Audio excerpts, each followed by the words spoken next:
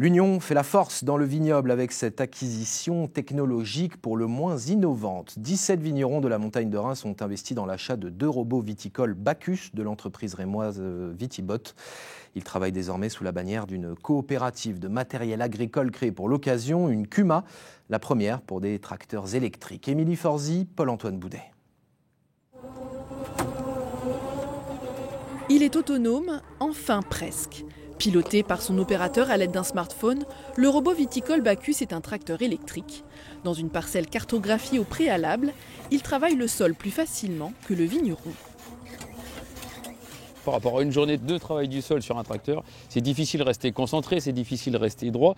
Donc on a un petit peu de casse naturelle, que ce soit des piquets, que ce soit des fils, que ce soit des fois des pieds parce qu'on ne conduit pas forcément droit ou en tout cas quand il y a un peu de dévers. Donc effectivement, lui, il y a zéro casse, clairement.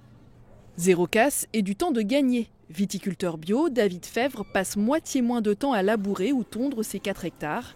Il est l'un des 17 adhérents à la coopérative d'utilisation de matériel agricole Terre de Meunier, la première CUMA de tracteurs électriques en Champagne. Tous les vignerons de la CUMA, il n'y a plus du tout de désherbant. On est passé sur un entretien des sols à 100% en travail mécanique. Et en plus, l'avantage avec ces robots, c'est qu'il n'y a pas non plus d'émissions carbone. Puisqu'il n'y a pas de consommation de carburant fossile. C'est plus économique, ça coûte moins cher. Pourquoi on ne l'a pas fait avant ? La création de cette CUMA a permis d'acquérir ces 2 robots viticoles, coût de l'investissement 400 000 €, et de mutualiser leur utilisation sur les terroirs pentus de Cuilles, Jonquerie ou Belleval sous Châtillon.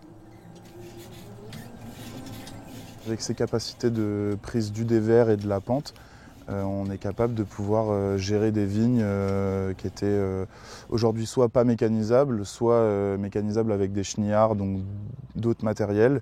Le fait que les puces GPS soient très précises empêche toute déviation de la route. Une démarche économique et vertueuse soutenue par le comité Champagne. Une seconde CUMA de tracteurs électriques devrait bientôt voir le jour.